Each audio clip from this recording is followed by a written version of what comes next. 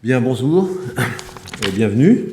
Alors, on m'a demandé de vous parler de la recherche, comment obtient-on de nouveaux traitements. Et puis ensuite, on aura le plaisir d'accueillir le professeur Gilles Salles, qui est le président du LISAL, ce fameux groupe français qui s'occupe exclusivement de lymphome et qui s'en occupe très bien, qui vous fera le point sur ce qui a été dit au cours de ces deux journées qui ont été riches et extrêmement prometteuses. Alors, comment obtient-on de nouveaux traitements? La première question, c'est est-ce qu'on a réellement besoin de nouveaux traitements? Parce que c'est ça la question. Alors, effectivement, on a besoin de nouveaux traitements parce que, comme viennent de vous le dire à la fois le docteur Krimo Abdallah et le professeur Soubéran, on ne guérit pas du premier coup tous les patients avec les traitements qui sont dits les traitements standards. Traitement standard, c'est le traitement qu'on va administrer à un patient dans une situation donnée, à un moment donné de l'évolution de sa maladie, en première ligne la plupart du temps, et qui est un traitement qui, de façon générale, est appliqué pour ce type de malade en fonction de son âge et en fonction de sa maladie dans à peu près tous les pays développés qui sont susceptibles de pouvoir prendre en charge ce type de problème. Ça, c'est le traitement standard. Ce traitement standard ne permet pas de guérir tous les patients, et donc par conséquent, un certain nombre de patients soit ne vont pas répondre au traitement qu'on va leur donner, soit vont rechuter. Et donc pour ces patients-là, il va falloir évidemment faire des traitements de deuxième ligne, troisième ligne. Donc, s'ils ont rechuté, et si on n'a pas été capable de les traiter du premier coup, c'est parce que les traitements qu'on leur a appliqués n'étaient pas suffisamment bons, ou en tous les cas, ils ne permettaient pas de couvrir la totalité de la situation biologique du malade en question. Donc, on va essayer de voir dans quelle mesure il est possible de, comprendre comment marche la cellule lymphomateuse et ce qui fait qu'elle devient lymphomateuse, comment est-ce qu'on peut faire en sorte d'améliorer le contrôle de cette cellule-là. Donc, la création d'un nouveau médicament, quel qu'il soit, va d'abord commencer par l'identification de la cible ou du mécanisme intracellulaire qui conduit à l'absence de réponse. Et donc, il va y avoir un travail d'amont, ce qu'on appelle de l'amont, je ne sais pas si on a un pointeur, c'est pas grave, on a un travail d'amont qui consiste à analyser de façon extrêmement précise deux choses. On va analyser d'une part, de façon un peu systématique, le comportement de la cellule lymphomateuse, de telle ou telle cellule lymphomateuse, le lymphome B, le lymphome T, le lymphome de telle catégorie, du manteau, de la zone marginale, etc., etc. Il y a beaucoup de catégories différentes, donc il va y avoir des analyses, des études qui vont se faire au niveau des laboratoires de recherche, dans les universités, principalement, ou dans d'autres organismes, et qui vont regarder comment marche ça en tenant compte d'un certain nombre d'éléments. Et puis, ça, c'est la première chose. Et la deuxième chose, c'est que, puisqu'on s'adresse à des maladies qui sont des maladies particulières, on va essayer de regarder ce qui se passe dans les cellules des malades qui n'ont pas répondu à la traitement qu'on leur a donné. Et donc, par conséquent, on va récupérer des échantillons biologiques, des prélèvements de biopsie, etc. C'est pour ça qu'on fait beaucoup de biopsies, pour pouvoir obtenir des cellules qui vont servir, en ce moment-là, à faire ces analyses. Et donc là, au laboratoire, on va identifier un certain nombre de ce qu'on appelle entre nous des voies de signalisation, par exemple, qui sont des mécanismes intracellulaires qui conduisent à la multiplication cellulaire ou à sa transformation en une cellule tumorale. Et une fois que ces différentes voies ont été évaluées, mesurées, précisées, c'est gentil, merci beaucoup. On appuie le vert ? Ouais, d'accord. C'est la sélection, si vous voulez, des cibles. On va essayer de concevoir des médicaments, des produits, qui vont avoir une action spécifiquement sur telle ou telle cible. Et ces médicaments vont être donc, dans un premier temps, testés sur, toujours au laboratoire, un certain nombre de ce qu'on appelle des lignées cellulaires. On a des cellules qui ont été fabriquées à partir de cellules tumorales et qui sont toutes les mêmes et qui vont avoir les unes et les autres des anomalies très différentes sur lesquelles on va pouvoir évaluer l'impact que ce type de médicament va avoir. Et on va à ce moment-là vérifier si l'hypothèse qui avait été formulée que tel produit allait bloquer tel type de cellule et le détruire se vérifie sur un grand nombre de cellules. Donc, on va partir à cette première étape. Et de cette étape de filtrage, on utilise le terme de screening, mais on va dire filtrage, va ressortir un certain nombre de molécules qui peuvent éventuellement avoir un intérêt et qui peuvent avoir un intérêt dans une maladie donnée. Il va y avoir à ce moment-là, encore une fois, des études qui vont être faites et qui vont viser à apprécier si, dans des modèles qui se rapprochent un peu de la maladie, c'est sur des animaux à qui on a inoculé et qui sont susceptibles de développer des maladies particulières, on va essayer d'évaluer si les médicaments en question, les potentiels médicaments, ont un impact particulier sur la maladie dans ces modèles animaux. Et là, encore une fois, il va y avoir un filtrage supplémentaire et il va y avoir un certain nombre de molécules qui vont disparaître parce que finalement, dans le modèle, ce qu'on appelle le modèle animal, ça marche pas, ou pas très bien, ou pas suffisamment bien.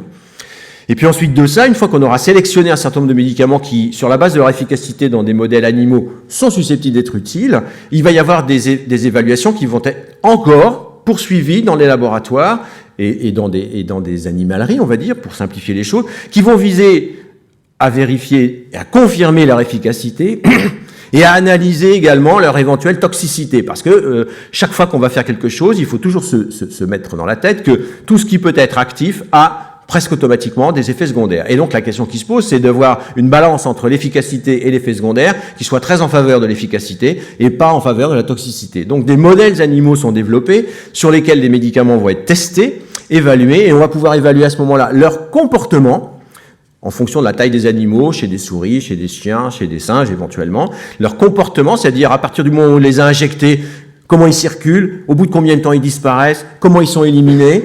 Et puis on va évaluer également sur tout un tas de paramètres, est-ce qu'ils vont faire perturber le fonctionnement des reins, du foie, du cerveau, de ceci, de cela, pour mesurer un peu la toxicité. Et à ce moment-là, on va arriver avec un médicament ou un potentiel médicament qui a une balance efficacité-toxicité dans des modèles animaux qui paraissent tout à fait acceptables. Et à ce moment-là, simplement, donc c'est une étape très longue, le médicament va commencer à arriver chez l'homme ou la femme, chez les patients. Alors, quand on est dans des médicaments comme ceux qui sont utilisés dans les lymphomes, le lymphome étant de façon globale une maladie de type, entre guillemets, cancérologique, on va adopter des modes d'évaluation des médicaments qui sont des modes d'évaluation un peu particuliers. En ce sens où il n'y aura pas, ou très peu en règle générale, ça dépend des médicaments, mais d'évaluation d'un certain nombre de médicaments chez des volontaires sains. Sinon, la plupart des médicaments qui sont utilisés dans la pharmacopée moderne et qui ne sont pas utilisés dans le cancer passent par une évaluation d'un certain nombre de paramètres chez des volontaires sains. On va tester chez des volontaires sains si un médicament contre le cholestérol, un médicament contre la tension, des machins comme ça, n'a pas d'effet secondaire. Dans le cancer, c'est un peu plus compliqué parce que les médicaments auxquels on s'adresse, la plupart du temps, ont des effets qui sont des effets certes ciblés, on l'a vu tout à l'heure, mais qui sont ciblés justement sur des cellules tumorales qui a priori n'existent pas chez des personnes qui sont réputées saines. Et donc c'est un peu plus compliqué. Et en même temps, ils ont également une certaine toxicité qui paraît être difficile de pouvoir exposer, auquel il est difficile d'exposer des personnes saines. Mais peu importe. On a donc éventuellement un médicament qui a un intérêt dans un modèle animal. Alors on va se dire, à ce médicament-là, il va falloir qu'on l'essaye, qu'on voit ce que ça donne chez des hommes. Alors, chez qui on va commencer à utiliser un médicament? On va commencer à utiliser un nouveau médicament dont le mécanisme d'action est certes connu, dont la toxicité est à peu près envisagée chez des patients, dans des modèles animaux. On va l'évaluer chez des patients qui ont un lymphome, par exemple, mais qui n'est pas un lymphome en première ligne.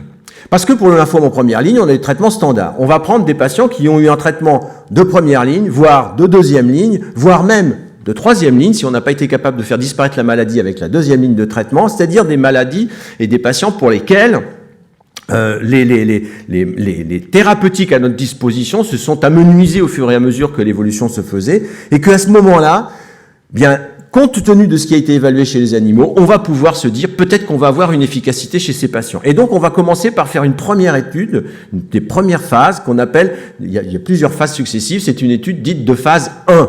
La première phase, c'est la première fois qu'on va utiliser tel ou tel médicament chez des humains.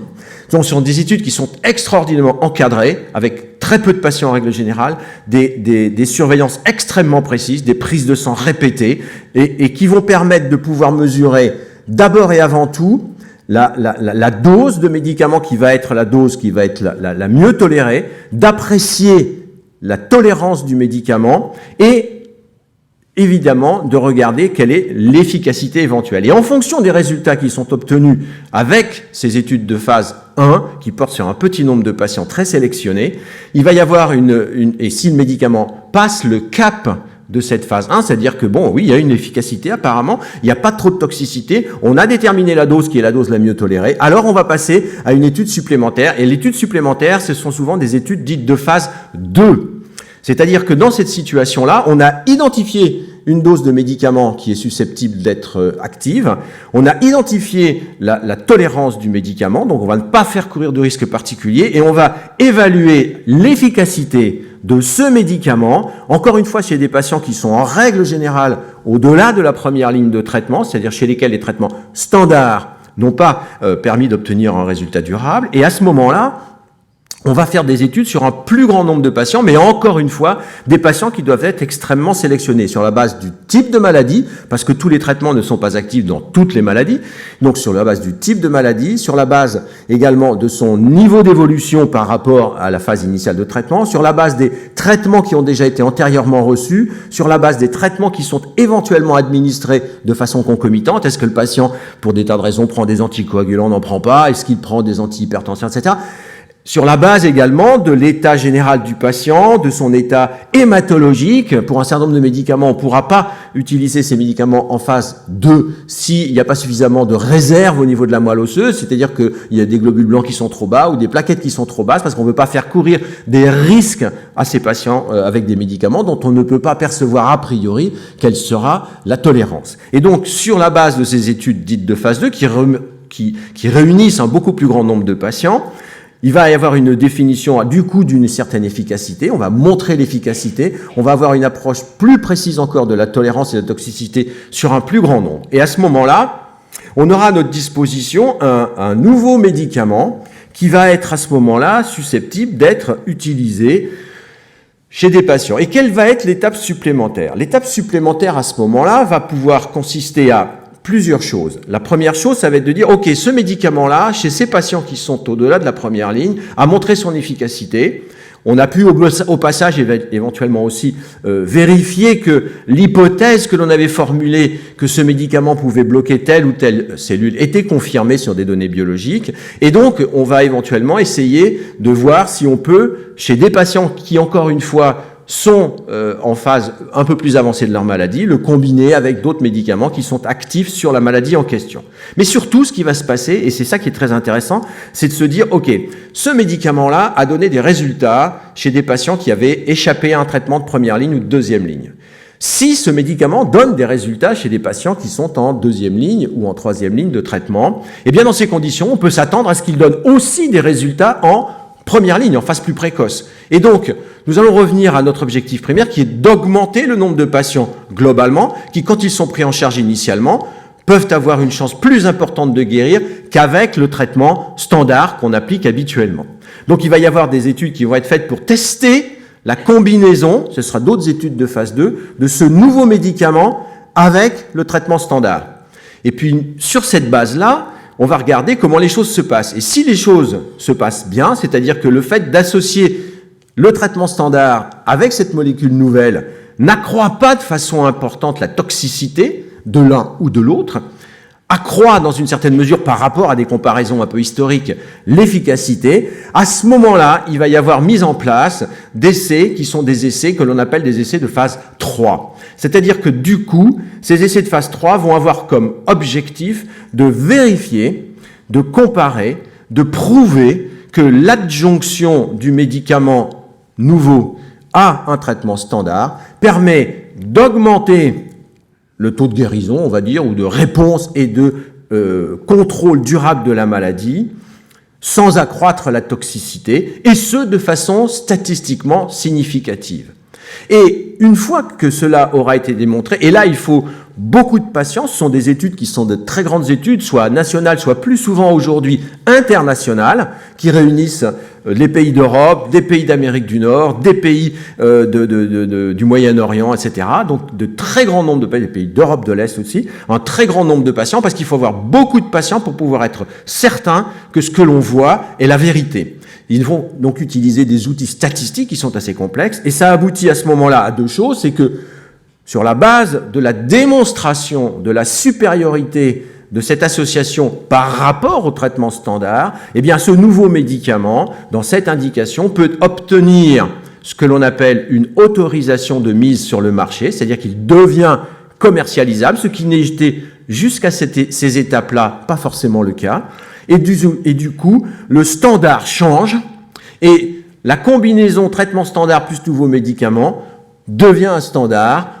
Et c'est à partir de ce standard-là que l'on va élaborer de nouvelles stratégies qui permettront d'accroître encore les résultats. Et au fur et à mesure que l'on va progresser, on va petit à petit faire augmenter pour une maladie donnée la probabilité, la chance de pouvoir obtenir de plus en plus de résultats.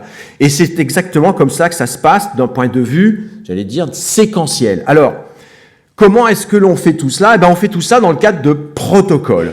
Toute la partie initiale préclinique est une partie qui se déroule au laboratoire, et là ce sont nos collègues des laboratoires avec lesquels d'ailleurs nous collaborons, parce qu'il faut qu'il y ait des échanges à la fois intellectuels et j'allais dire de matériel pour pouvoir faire ces travaux, mais tout ça se passe au laboratoire. En revanche, dès qu'on arrive dans l'administration chez les patients, phase 1, phase 2, phase 3, tout cela ne peut se concevoir que dans des protocoles. Alors je suppose que les uns et les autres avaient déjà entendu ce terme, avaient déjà probablement participé à des protocoles, et l'organisation de ces protocoles est une organisation qui est assez complexe, dans la mesure où pour qu'un protocole puisse voir le jour, c'est-à-dire qu'on puisse avoir en tant que clinicien l'autorisation de proposer un protocole à un patient donné, il faut qu'en amont, il y ait eu un certain nombre d'étapes qui étaient franchies. L'écriture du protocole, déjà, c'est pas rien. La soumission de cette proposition de protocole à des agences de surveillance, on va dire ça, et d'évaluation. Et les agences d'évaluation en France, c'est représenté par l'Agence nationale de la sécurité du médicament, la l'ANSM, qui va évaluer si le protocole en question, tel qu'il a été conçu, sur la base des données qui sont les nôtres, concernant le médicament en question, concernant les patients qu'on veut éventuellement affronter à ce type de nouveau traitement. Donc l'ANSM va dire oui, c'est possible de faire ce traitement, ou non, revoyez ça, ça ne nous convient pas, ça ne nous convient pas, revoyez les choses. Première étape. Une fois qu'on a cette étape-là, il y a une deuxième autorisation qui est nécessaire, c'est celle qui est délivrée par ce que l'on appelle de façon générale les comités d'éthique, qui vont s'assurer que là encore une fois, la façon dont le protocole est préparé, proposé, ne pose pas de problème d'éthique.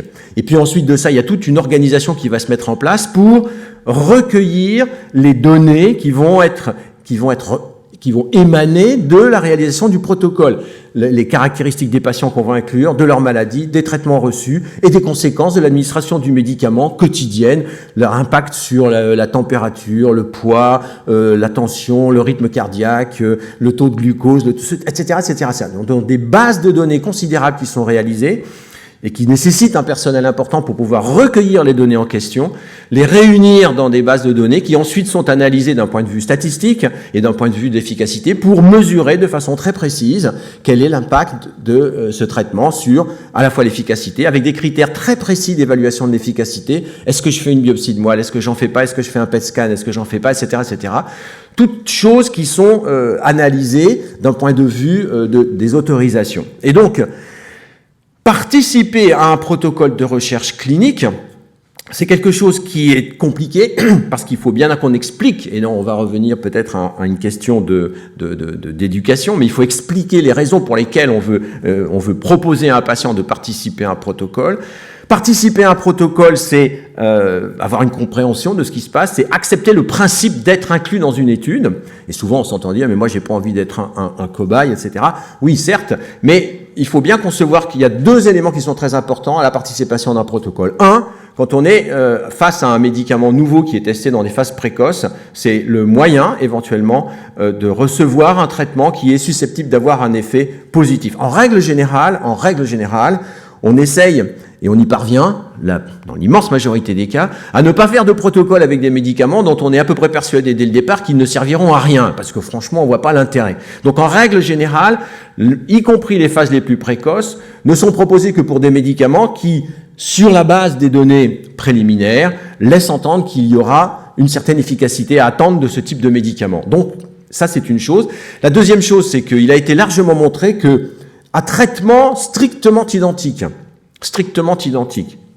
en dehors ou dans un protocole, quand il y a la possibilité dans un protocole, le suivi est meilleur, dans la mesure où on est obligé, quand on a inclus un patient dans un protocole, de l'obliger lui-même à subir un certain nombre d'examens, à subir un certain nombre d'éléments de surveillance, à des temps qui sont des temps très très précis. Alors que dans la vraie vie, est-ce que je peux pas venir dans 2 jours, mon traitement, je me fatigue un petit peu, etc., etc. Dans un protocole, c'est pas possible. Donc on suit les choses de façon très très précise.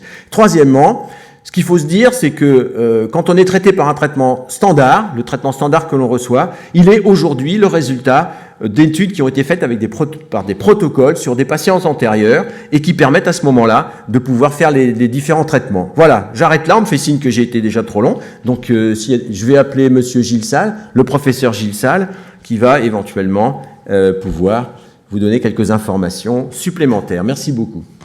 Merci à vous. Et justement, donc le professeur Gilles Salles, qui, oui, si vous voulez rester ici, qui est donc le président du LISA, donc cette société savante qui travaille sur la définition des essais cliniques, va pouvoir nous donner déjà son point de vue par rapport à tout ce qu'a dit Noël Millepied, et surtout nous donner des informations compte tenu des journées du LISA qui ont eu lieu ces 2 derniers jours. Gilles. Merci Guy, et bonjour à toutes et à tous.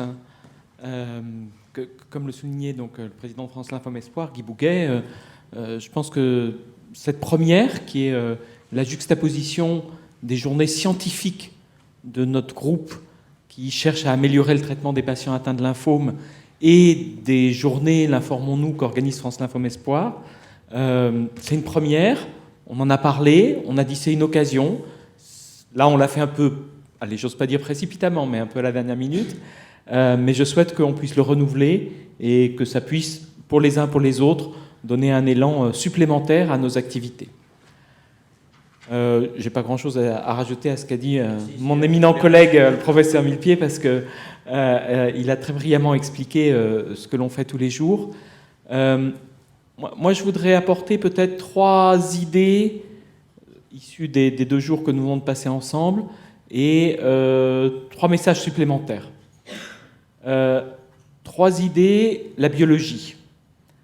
Le professeur Millepied vous a très bien expliqué ce que l'on appelle la validation de cibles, l'identification de cibles, l'identification de médicaments sur ces cibles. Vous savez, vous lisez les journaux, qu'on a commencé à décoder le génome, analyser ce qui nous caractérise, analyser ce qui caractérise une cellule malade, quels sont les gènes qui sont abîmés, quelles sont les protéines qui ne fonctionnent pas normalement, qu'est-ce qui fait qu'elles migrent dans l'organisme, qu'elles se déplacent, qu'elles se multiplient. Ça s'applique parfaitement au lymphome, comme à tous les cancers. Et lors de ces journées, on a vu des présentations extrêmement importantes, extrêmement intéressantes, sur un certain nombre d'avancées. Je ne peux pas les citer tous parce qu'elles concernent aussi bien le lymphome de Hodgkin que le lymphome folliculaire, que les lymphomes à grandes cellules, ou qu'un lymphome, comme le disait le docteur Wabdallah tout à l'heure, grave, le lymphome T, où on a vu 2 communications par des jeunes médecins, et ça nous ferait plaisir à tous les 2 et à nous 4, de voir des jeunes qui arrivent avec des nouvelles données. L'un qui travaille actuellement au Canada, l'autre à Lyon, et qui apporte sur la table des données. Et de toute façon, France Lymphome Espoir soutient aussi ce type d'initiative. Donc, la biologie avance. Dans cette fameuse chaîne, ces étapes du laboratoire, c'est souvent 3 à 5 ans. Donc, malheureusement, ce qu'on a entendu avant-hier, hier, c'est pas pour demain, mais pour après-demain, probablement, en sachant que ces fameux filtres entre une cible et le médicament, c'est un taux de réussite de l'ordre de 1%, voire 1 pour 1000. Avant, c'était 1 pour 1000, maintenant, on doit être un peu plus proche de 1%. Donc, il y a beaucoup d'écrémage, il y a beaucoup de filtrage. Donc ça, c'est la première chose, c'est la biologie. La deuxième chose, le professeur Millepied a parlé des essais à la phase 1, à la phase 2. Et là, ce que l'on voit aujourd'hui, malgré des difficultés, malgré une complexité dans ces processus, c'est que comme on n'est plus il y a 25 ans, comme quand on a commencé à faire notre métier, où quand même c'était très empirique la manière dont on trouvait un médicament. Là maintenant, on a quand même, la science a beaucoup évolué et on a des choses qui arrivent avec une idée que ça va fonctionner parce qu'on a mieux compris la maladie, mais aussi parce qu'on commence à caractériser mieux la population de patients qui est le plus à même de profiter de ce médicament. Et là aussi, on a vu des choses très intéressantes sur ce que le professeur Soubeyran appelait la médecine personnalisée ou stratifiée, j'ai bien aimé ce mot, et qui consiste à mettre en place des outils pour que vous, patients, avec l'aide de nos laboratoires dans les hôpitaux, on puisse caractériser au mieux la maladie que certains d'entre vous portent ou que vos proches portent, de manière à pouvoir cibler au mieux les nouveaux médicaments qui pourront être administrés en phase 1 ou en phase 2, voire plus tard en phase 3. Et là, on a vu des choses importantes. Finalement, tant pis, je fais un raccourci vers un des messages. Il y a quelques années, l'Institut national du cancer, avec aussi le soutien des médecins et de France Lymphome Espoir, avait soutenu la création d'un réseau qui s'appelle Lymphopath, qui vise à s'assurer que le diagnostic de lymphome sur le prélèvement dont parlait le Dr Bouabdallah soit bien fait et puisse être confirmé toujours par un expert, parce que le lymphome, bien que fréquent, ce n'est pas la maladie la plus fréquente, et puis surtout, il y en a 30 ou 60 sortes selon les types de classification qu'on adopte. Donc un médecin anatomopathologiste ne peut pas en voir tous les jours 50, et l'expertise, ça s'acquiert avec l'expérience. Or, ce qu'on voit aujourd'hui probablement évoluer, et je pense que ce qu'on va essayer de mettre en place au sein de notre groupe, c'est un petit peu la même chose pour cette caractérisation en utilisant les nouvelles techniques moléculaires, qu'on appelle le séquençage du génome, pour avancer, caractériser. Et un de nos collègues de Rouen présentait un programme qui a été soutenu par l'Institut national du cancer, qui émerge, qui n'est pas encore répandu, mais qu'on souhaite mettre en place dès 2015-2016. D'ailleurs, l'Institut qui compte ses sous nous dit bien il faut que ça commence, dans lequel les patients en rechute auront des prélèvements qui seront analysés sur des plateformes en France et qui permettront d'avoir accès à ces fameuses molécules ciblées. Alors, ça existe déjà dans les tumeurs solides, ça s'appelle aussi accès d'ailleurs, mais on va essayer de l'étendre de manière plus importante au lymphome. Troisième leçon, on a parlé d'immunothérapie tout à l'heure, du système immunitaire.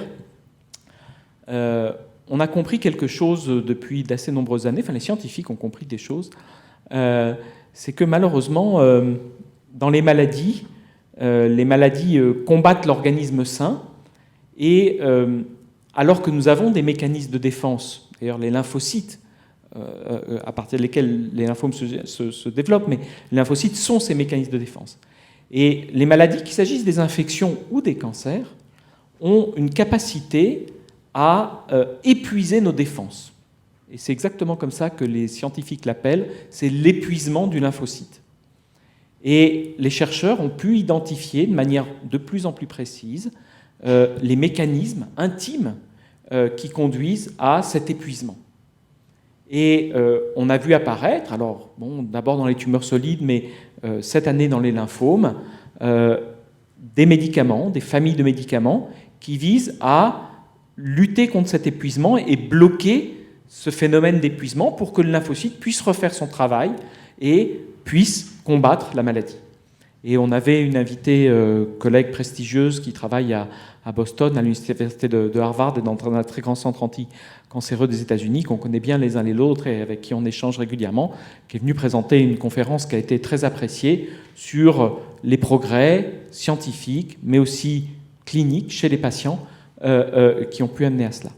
Alors on est d'ailleurs dans une situation qui est très pointue, et il faut qu'on en reparle ensemble, puisque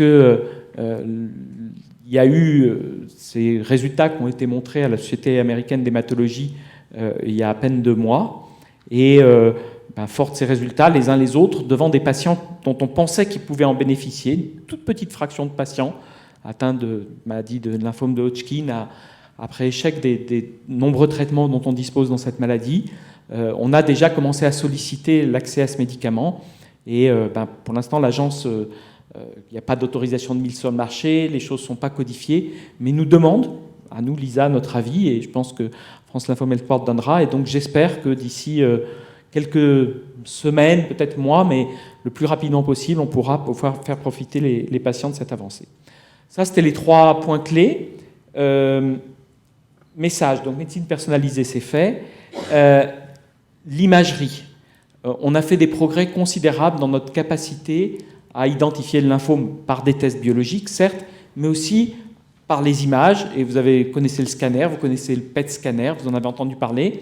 Et là, on continue de voir des travaux qui, moi, m'intéressent, me fascinent, sur la mesure du volume, la mesure des intensités, etc., qui peuvent prédire plus ou moins l'efficacité de nos traitements, nous guider dans le choix de nos traitements, faire en sorte que là où ce n'est pas nécessaire, nous ne fassions pas de traitement trop lourd, nous allégions le traitement au cours du protocole, ou inversement, là où on voit que ce n'est pas efficace, on change. Et là, il y a un certain nombre de travaux que mène le LISA depuis des années, qui ont vu leur exposé durant ces journées. Dernier message, il y a quelques années, France Lymphome Espoir a développé tout un programme et continue de développer un programme pour le lymphome, cancer de l'adolescent et du jeune adulte. C'est vrai, c'est terrible et il faut se battre. Le fait aussi, c'est que le lymphome, c'est une maladie aussi qui touche la personne âgée et parfois la personne très âgée. Et malheureusement, peut-être dans notre jeunesse, on avait un peu l'habitude de dire « Oh, bah, ce patient, il est trop vieux pour recevoir tel traitement, ou ça va être difficile, ou ça va être compliqué, etc. etc. » La qualité de vie des patients âgés aujourd'hui en France, alors je ne sais plus à quel âge on est âgé, mais ça c'est un autre problème, c'est amélioré, l'environnement social pour la majorité c'est amélioré. Et aujourd'hui, on est de plus en plus capable de traiter bien des patients, passés bien sûr 60, 70, mais même 80 ans. Et lors de ces journées, on a vu présenter des programmes de traitement pour des patients atteints de lymphome de Hodgkin, dont dans un coin de notre tête, on pense que c'est le lymphome de l'adulte de 25 ans, mais c'est aussi le lymphome parfois de quelqu'un de 65, 70 ans. Et les traitements qu'on utilise à 25 ans ne sont pas bien tolérés chez ces patients, donc il faut qu'on développe des programmes. Et puis on a vu présenter des résultats qui sont intéressants parce que ils sont novateurs, on les a vus ce matin, chez des patients de plus de 80 ans, et le professeur Soubeyran est très intéressé aussi par ces populations de patients âgés.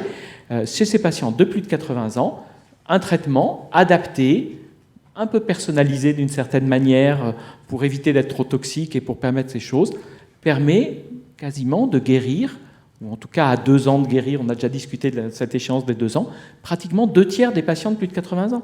Et moi, je trouve que c'est fantastique. C'est quelque chose qu'on n'imaginait pas il y a 15 ans, il y a 10 ans. On avait commencé à faire une étude il y a 5-6 ans qui commençait à montrer un progrès. Mais là, je pense, même si ce n'était pas une étude comparative de phase 3, qu'on fait un nouveau progrès. Donc c'est un autre message. Bien sûr, l'adulte jeune et l'adolescent, mais aussi, parce que c'est une proportion très importante de malades, la personne un peu plus âgée. Voilà. Je crois que je vais arrêter parce que s'il y a des questions, je serais ravi d'y répondre avec Noël Milpied, avec Guy Bouquet. Merci Gilles. En tous les cas, oui, parce que le professeur Salle a un emploi du temps assez serré. Il nous a donné quelques minutes de son temps. Donc on va prendre 1 ou 2 questions et puis on passera à la rubrique suivante. Donc profitez-en, c'est pas souvent que vous avez l'occasion d'avoir professeur Milpied et Gilles Salle qui peuvent répondre à vos questions.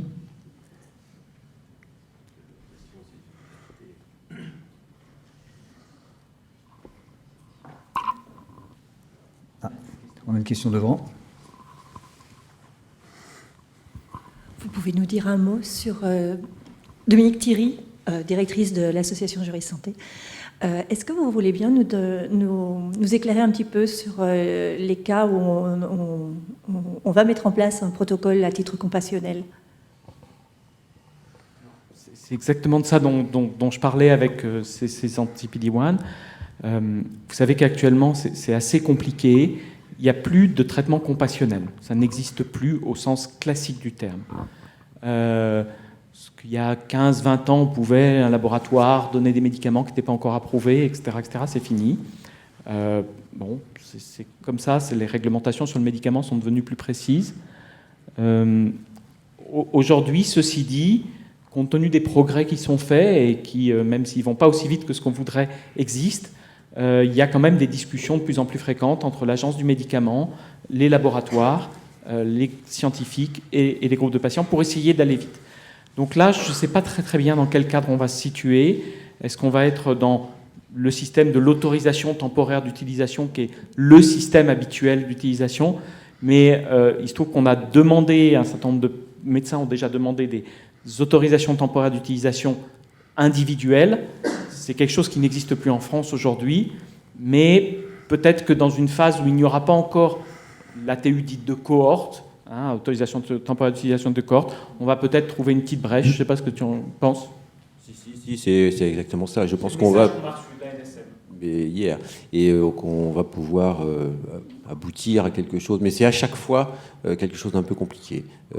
Mais bon, il n'y a pas de mauvaise volonté de la part de qui que ce soit. Il faut bien être clair. La position de l'Agence du médicament est claire. Elle est de dire, OK, utiliser un médicament en dehors de son autorisation de mise sur le marché, c'est exposer les patients à un risque qu'on ne veut pas leur faire courir. Donc il faut qu'on soit certain que vous nous donniez, à nous, scientifiques et cliniciens, des assurances quant au fait que vous allez bien faire les choses, c'est-à-dire bien identifier les patients chez lesquels vous avez donné ça, que vous avez bien analysé la toxicité à laquelle vous allez pouvoir les exposer et donc les en informer, et que vous nous tiendrez au courant en temps réel de la façon dont les choses se passent. Donc il y a une collaboration qui se fait et qui va dans le sens de la protection du patient. Alors nous, on aimerait bien quelquefois que ça aille un peu plus vite parce qu'on voit surtout l'efficacité.